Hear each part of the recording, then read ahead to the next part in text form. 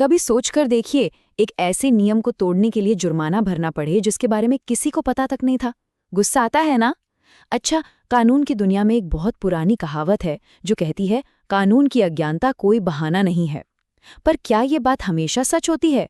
तो चलिए आज इसी चीज को थोड़ा कुरेदते हैं।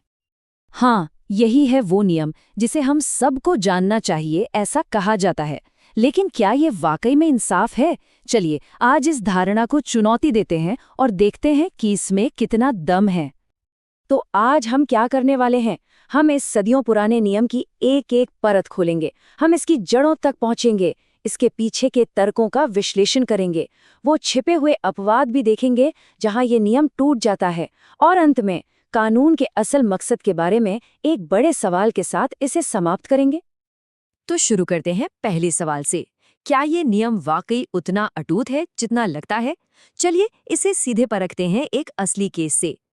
ये कहानी है 1957 की लैम्बर्ट की, एक ऐसी महिला जिन्हें एक ऐसे कानून का पालन न करने के लिए दोषी ठहराया गया जिसके बारे में वो जानती तक नहीं थी। और उनका जुर्म? कुछ ना करना। सचमुच बस एक रजिस्ट्रेशन ना करवाना। अब सवाल ये उठता है कि क्या ये सही है? क्या किसी को एक ऐसे नियम को तोड़ने के लिए सजा देना उचित है जिसके वजूद के बारे में ही उन्हें पता ना हो? और यही कहानी में एक हैरान कर देने वाला मोड़ आता है। सुप्रीम कोर्ट ने लैम्बर्ट के पक्ष में फैसला सुनाया। इस ऐतिहासिक फैसले ने कोई बहाना नहीं वाले नियम में पहली बड़ी दरार डाल दी और ये साबित कर दिया कि कानून हमेशा उतना सीधा नहीं होता जितना हम सोचते हैं। तो सवाल ये है कि आखिर ये नियम बनाया ही क्यों गया था?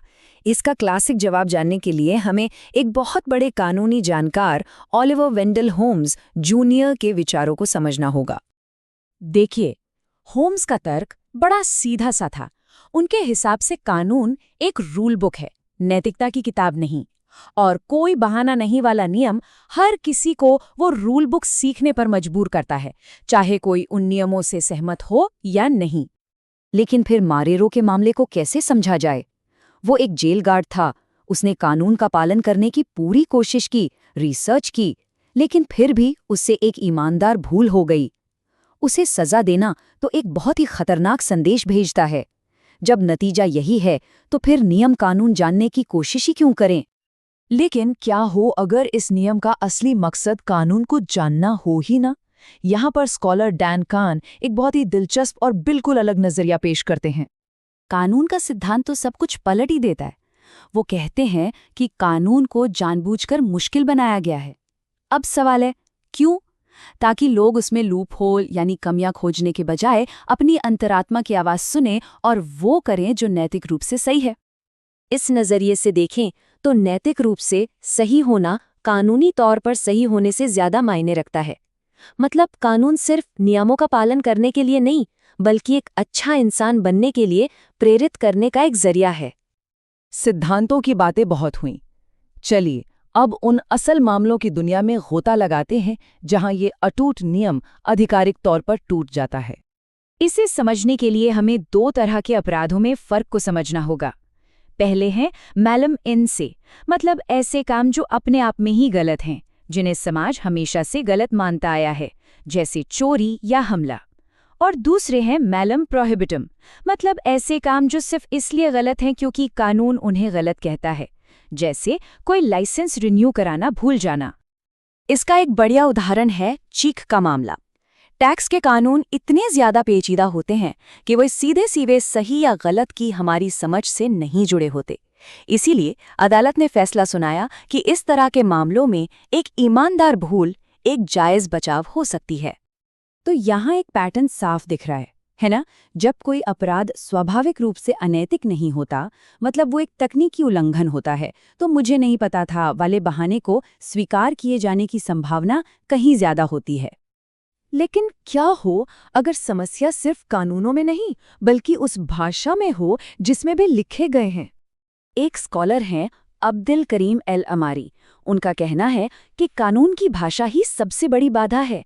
सोचिए, अगर एक आम इंसान कानून को ठीक से समझ ही नहीं सकता, तो फिर उससे उसका पालन करने की उम्मीद कैसे की जा सकती है? तो क्या ऐसा हो सकता है कि कानून की ये जटिलता कोई संयोग न हो, कुछ लोगों का तर्क है कि ये एक सोची समझी व्यवस्था है जो कानूनी पेशे की शक्ति को बनाए रखती है, जिससे आम नागरिक हमेशा मार्गदर्शन के लिए विशेषज्ञों पर निर्भर रहें। तो ये सब हमें कहाँ लाकर खड़ा करता है? हम कानून की प्रकृति के बारे में एक बहुत ही बुनियादी संघर्ष पर आ पहुंचे हैं। कानून की अज्ञानता कोई बहाना नहीं है, ये सिर्फ एक कहावत नहीं है। ये कानून के असल मकसद के बारे में दो बिल्कुल अलग-अलग विचारधाराओं के बीच एक जंग का मैदान है। सारी बहस इसी एक सवाल पर आकर टिक जाती है।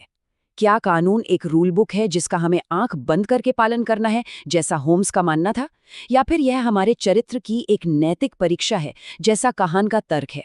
ये दो बिल्कुल अलग दर्शन हैं। तो हम इसी सवाल के साथ इस चर्चा को समाप्त करते हैं।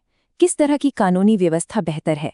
एक जो सभी के लिए स्पष्ट और सरल नियमों पर आधारित हो, या एक जो नैतिक चरित्र को प्राथमिकता देती हो? इसका जवाब, जैसा कि हमने देखा, उतना आसान नहीं है जितना लगता है।